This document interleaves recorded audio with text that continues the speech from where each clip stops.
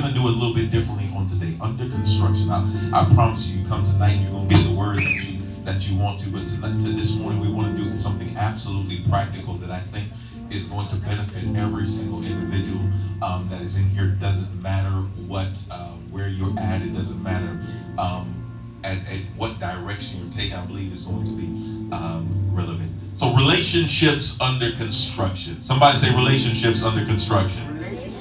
So we're going to be dealing with relationships under construction. And Miss Melody, there's a few slides and presenter if it comes on. If it doesn't, that's okay. So, all right, myself and my wife, we have been, we're going to be talking a little bit about relationships.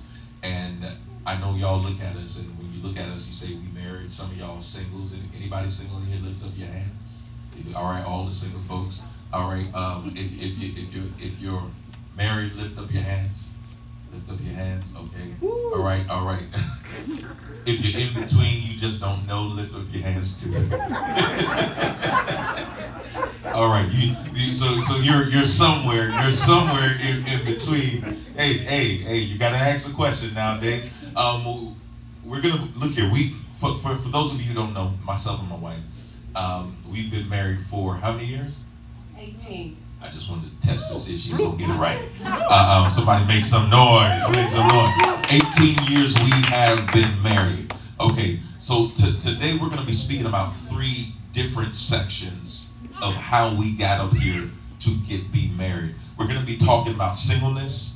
We're gonna be talking about dating, and we're gonna be talking about marriage.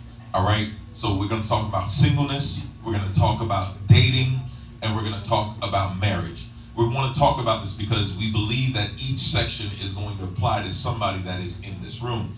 All right. Now, I'm going to give you my version of the story, how we met, okay? I can't honestly say my wife will always agree with my version, but I'm going to say it anyway. Somebody say amen. Amen. Okay, amen. All right. A few years, so I'm going to explain to you how myself and my wife we met. Now, my father, which you see over there, he's 88 years old, going to be 89 this year. Make some noise, make some noise.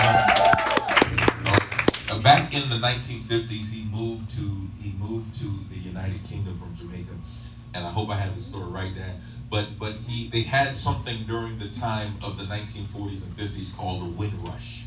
That's when they allowed the people in the Caribbean to be allowed into the United Kingdom. My father came to the UK. He was a part of the Windrush, and he lived next door. Back in those days, 50s and 60s, he lived right next door to my wife's grandmother.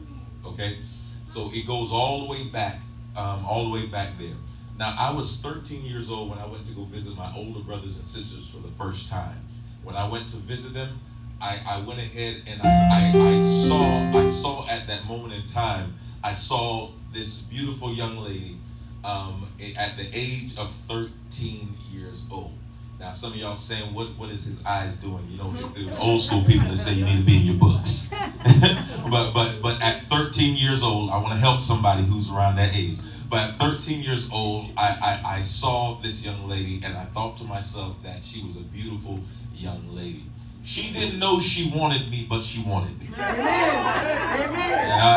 remember, this is my version. Look at your neighbor and say, this is his version. This is my version. All right, my version. She gets to tell her story in a second, okay? So we are here, and I want you to, and I want to show you this because I want to show you this. You see that picture? It's very small.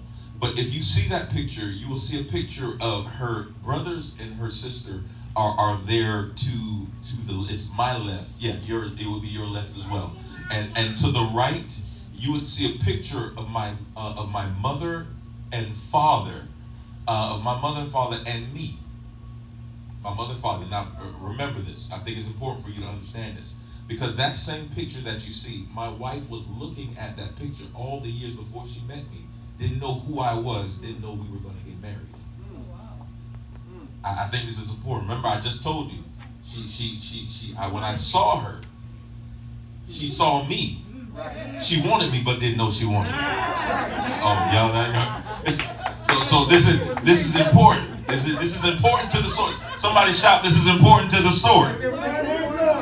Very, very important to the story. All right, so we're there. 13 years old.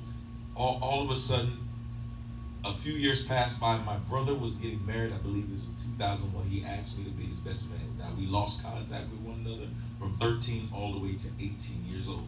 But keep it. It's not true. It's not true. Did I? Okay. Did it work?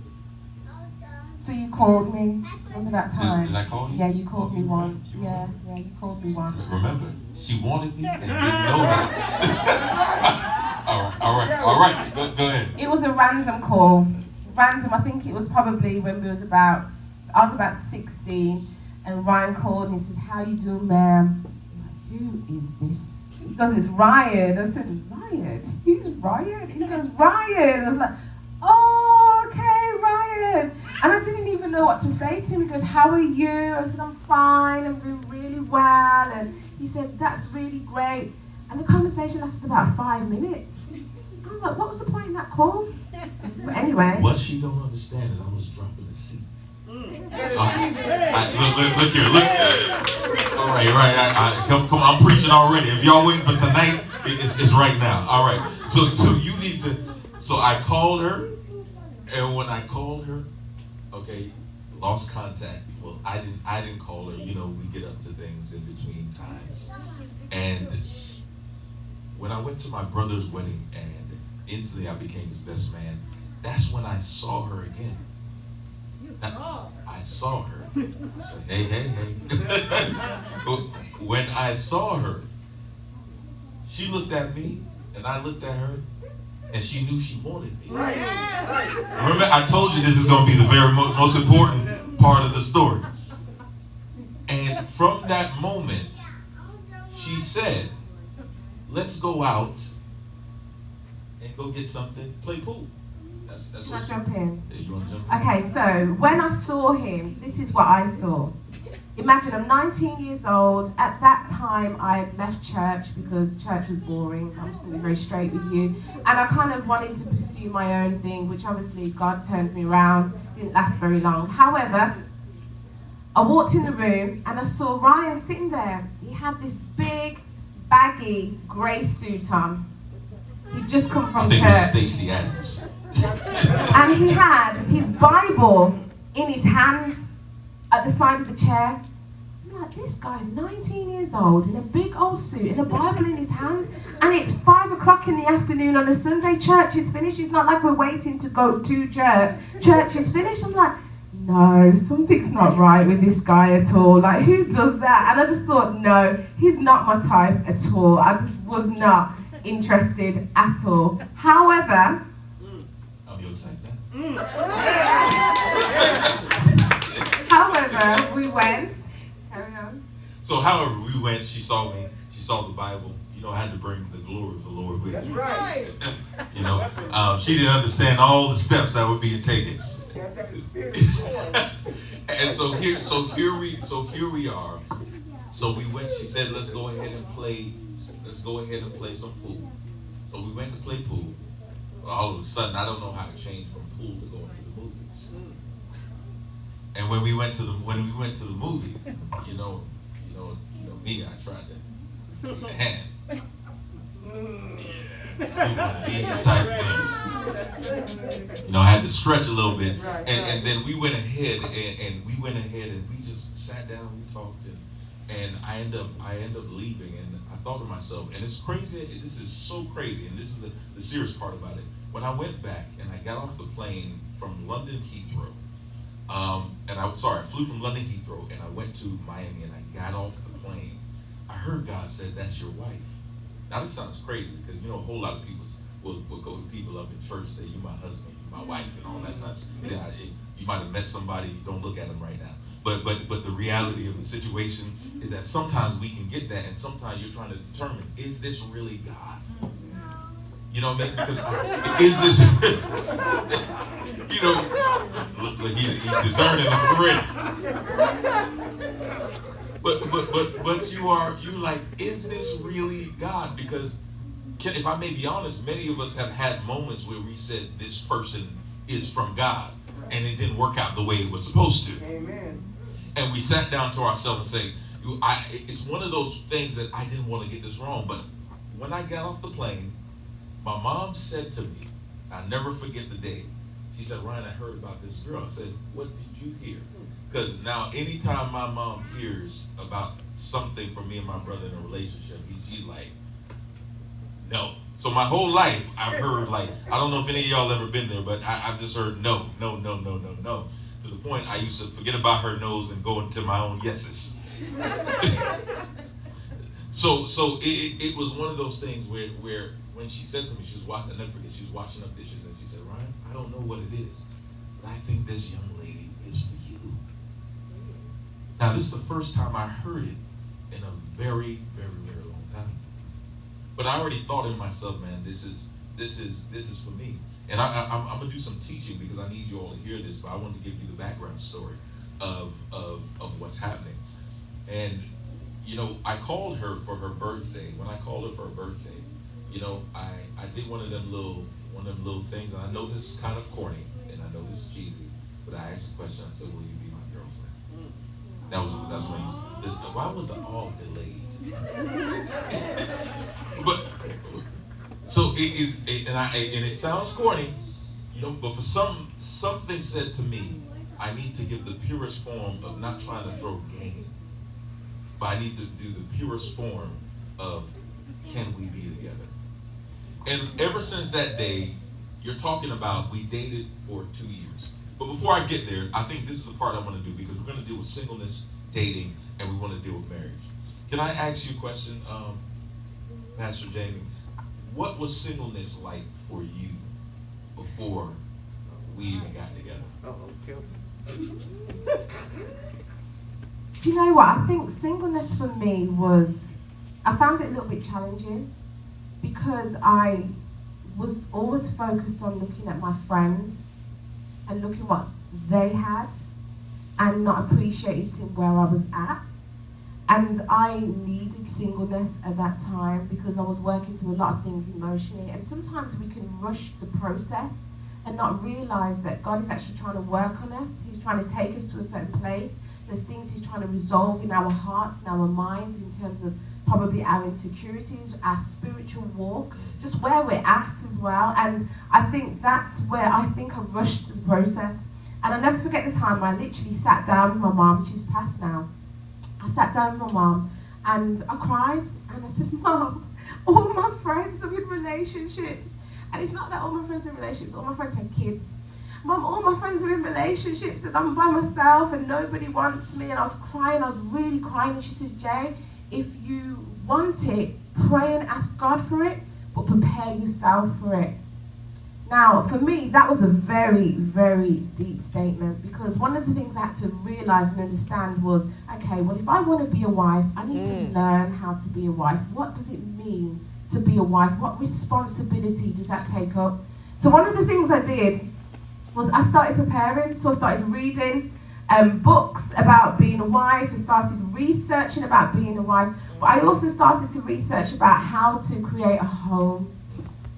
So I started to collect things, and I used to buy knife and forks, plates, cutlery, towels, bed sheets, and I used to hide them underneath my bed. And now my mum, I don't know about your mum, but my mum's the type of woman that you can't bring something in the house and she don't know what it is.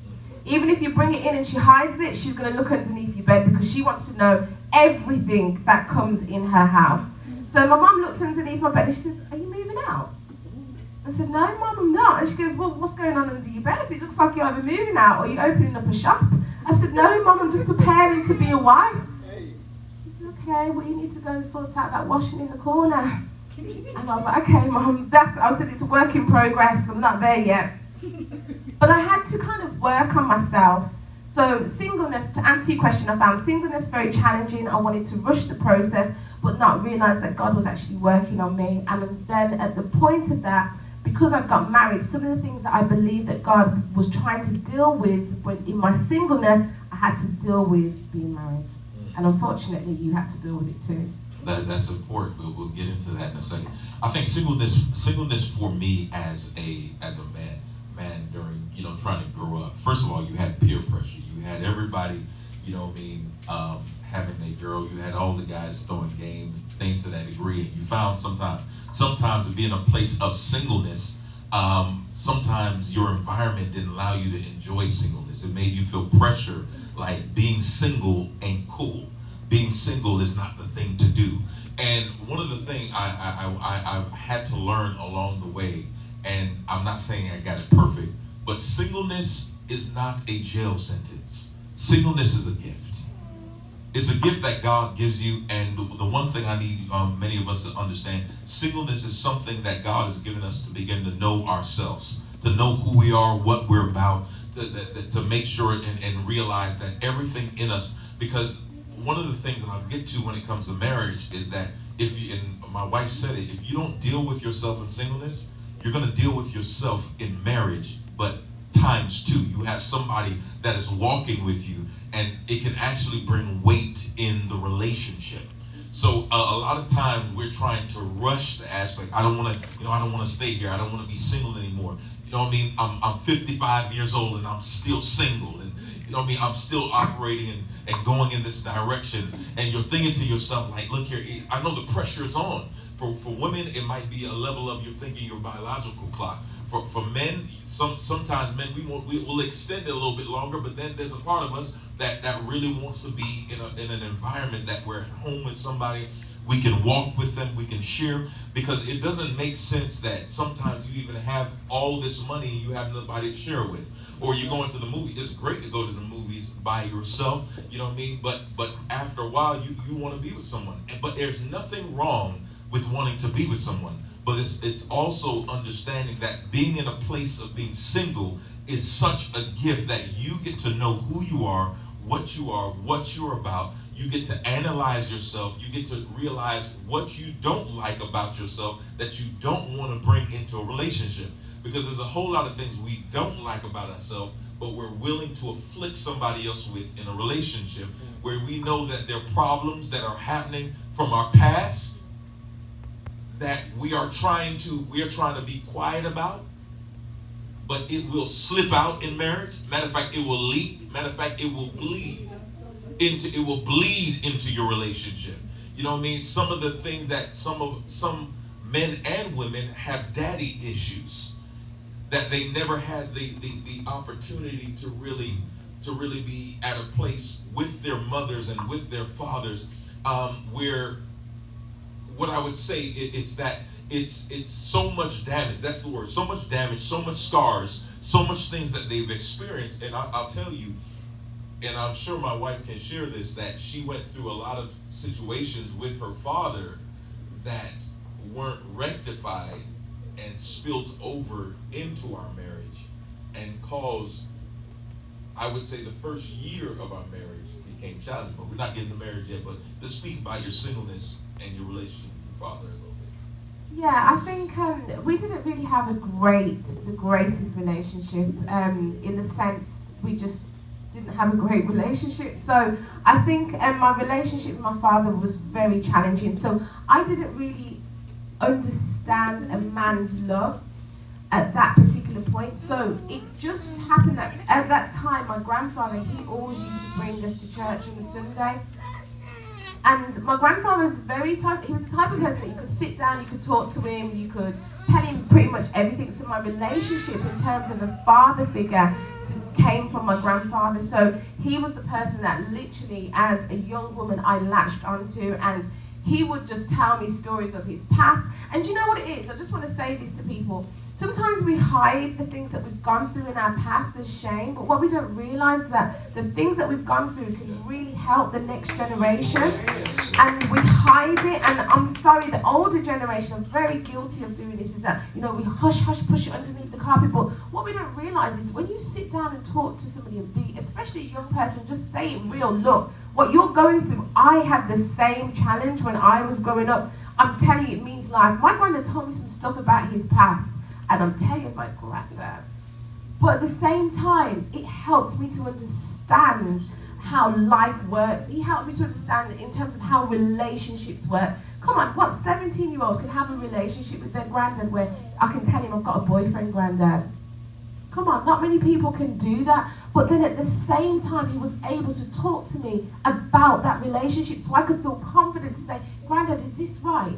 Does this sound right to you? And he would say, no, that don't sound right. And he'll give me wisdom. So that's why I was always say to people, share your experiences with young people around because they need to hear. And if they're sensible enough, they won't wait to go through the cycle. Because I'm one of these people. I like to learn from other people's mistakes. Yes. If you went through that and it burnt your foot, I'm not going to go through that. I'm going to learn, and that's what we're here to do, is to learn from each other. Yeah, and I think that's important. So one of the things I want you guys to gather out of this is that for those of you who are single, embrace your singleness. Singleness doesn't mean that you have. Singleness doesn't mean that all is bad, nothing is going on for me. It's just about enjoying it, because once you get into a place of marriage, you're locked in. You're locked in. And so when you're locked in, you can't move. So you got to understand, some people who are married, they're like, I wish I was locked out for a little bit longer. I could have waited a little bit longer, and to enjoy. I would have still probably been with the same person, but I would have waited a little bit longer that we can iron out some things in our life. Because one of the things you will find out is that, what I found out is that when we when we were single, we were working on stuff in our life. Working. But when we got married, we started to get a little bit complacent. And we didn't iron things out as fast as what we've ironed it out when we were single. So the next thing we want to talk about is dating. Somebody say dating. Now back in the days, dating kind of seemed as though dating kind of seemed like it was a no-no. Nobody in the church wanted to talk about dating. They didn't want to, but the reality of it, how do you ever get married if you don't date?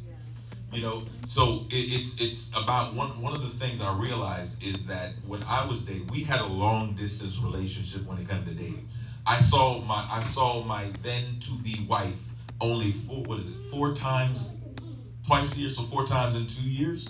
We were on the phone. We were on the phone. I was clocking up my dad's bills. I would say phone bills, and I remember my father used to come in and have conversations with me because I was clocking. He remembers very, very well because he had to pay it. So we were clocking up bills, going back and forth. Sometimes I'm sure the bill was like almost $800. And those are the times where we didn't, in the beginning of our dating, we didn't have the FaceTime, the FaceTime on the iPhone. We didn't have all these things. Phone card. We had, that's it. After a while, we had to do the phone card. And do you know how my cards were like this? You had a jar of phone cards. I had a jar of phone cards. And then when one cut off, I tried to go back in the older ones just to see if there was like another minute or two on it, because we didn't want to get off the phone. She would fall asleep on the phone.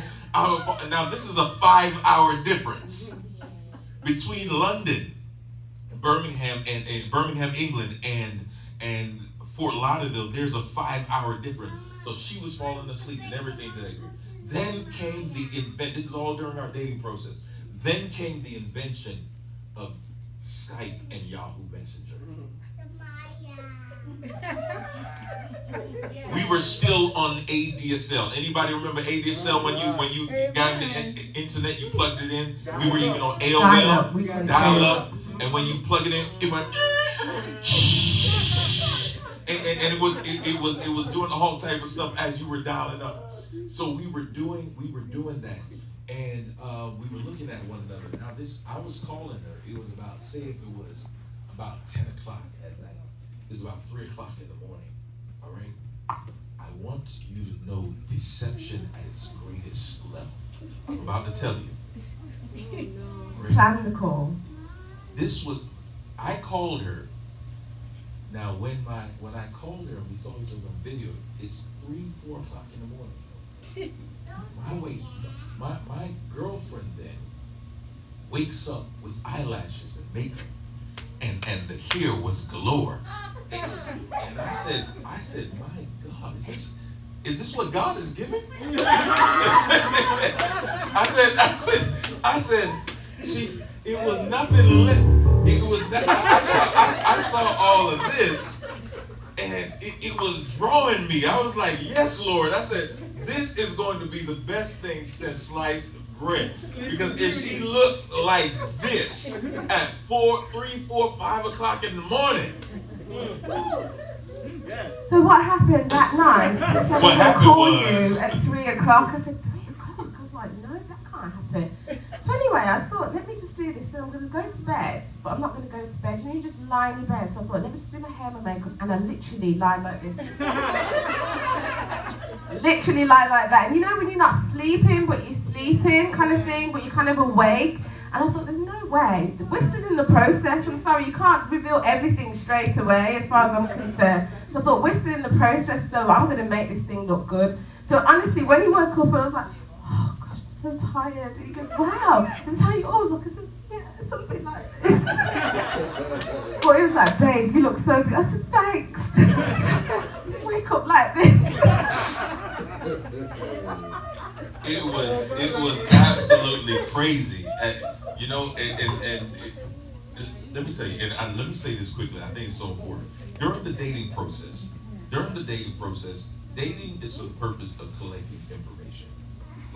You collect information about the person, you gain all of the data that you need to. Because you're collecting the data because you want to know that while we're dating, nothing's locked in yet. We want to know if we are going to be suitable candidates for one another. So it's important that before I got, and I'll tell some of these things I learned after marriage, after being married, and I want to tell you so you don't have to make a mistake. Some of the things that I learned is that you need to know everything as much as possible that you can of the person. You need to know what they're like when they're angry. You need to know what they're like when they're impatient. You need to know what they're like when they're studying. You need to see every aspect. Don't find a suitable candidate or just on a 2D level.